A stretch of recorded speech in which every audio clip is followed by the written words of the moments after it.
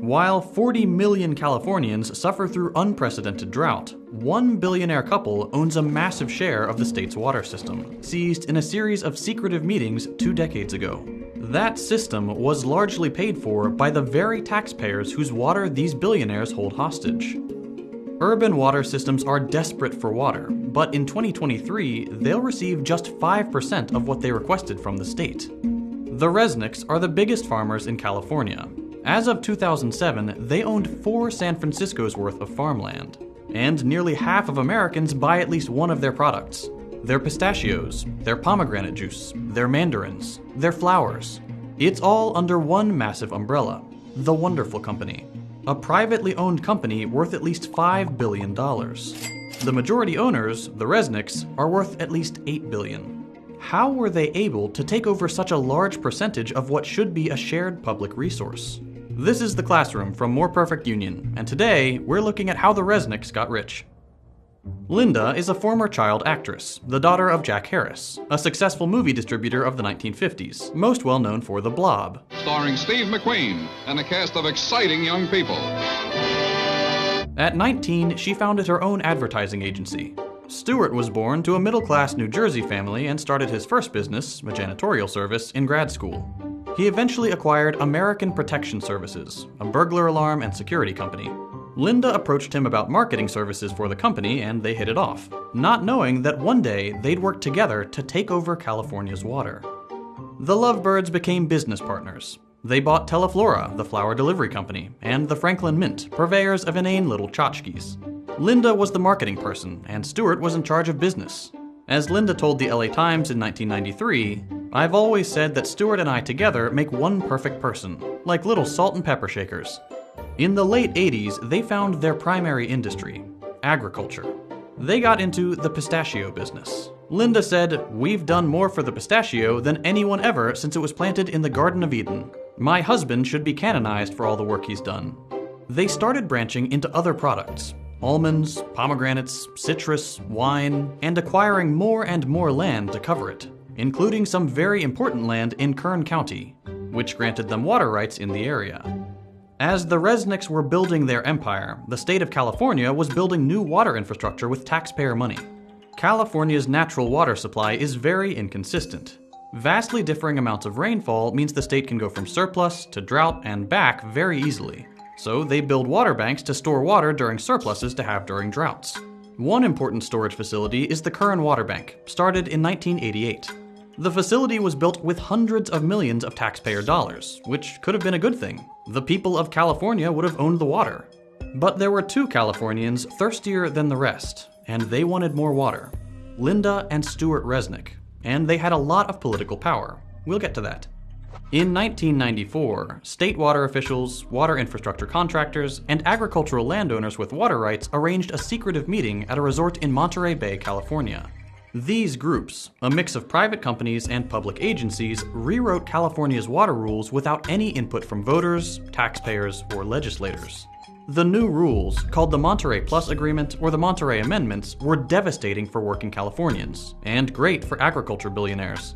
The original code included urban preference, a long-standing rule that in times of drought, the state water board would give urban areas, where people live, access to water supplies before agricultural interests.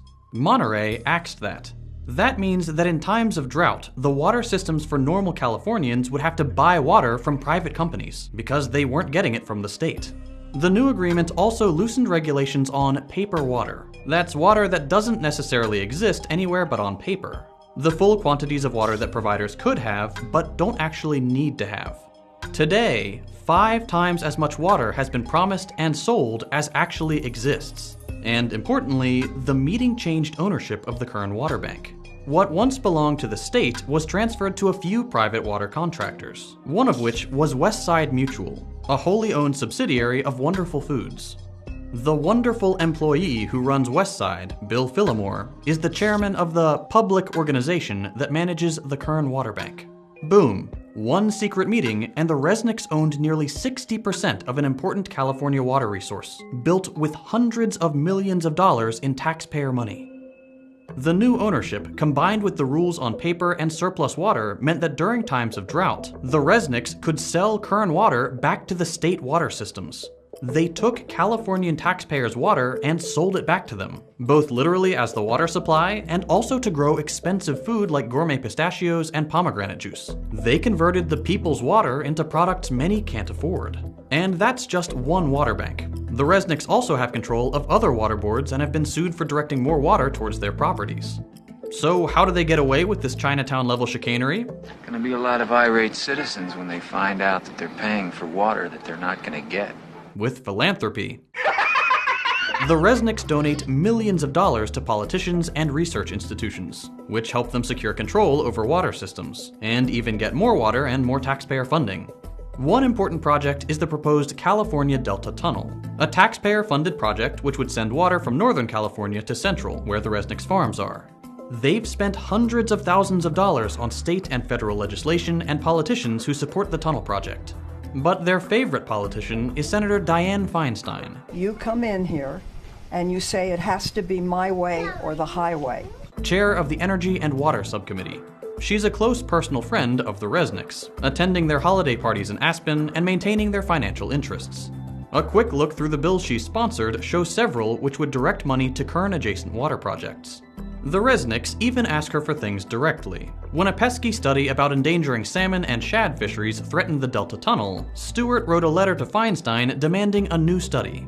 She immediately forwarded it to the Obama administration, who agreed to spend $750,000 on a new study. It returned the same results as the first one. Can't buy science. But the Resnicks have tried. They are among the top donors to the University of California system, with their donations focusing on agricultural and ecological studies. The Resnicks have basically bought entire departments who put out studies on how water systems should be managed, and where funding should go. That leads to even more federal and state taxpayer dollars being used to fix up what the Resnicks profit off of. This is all bad for California, even in a capitalistic sense. Agriculture uses 80% of California's water, but only represents 2% of its GDP.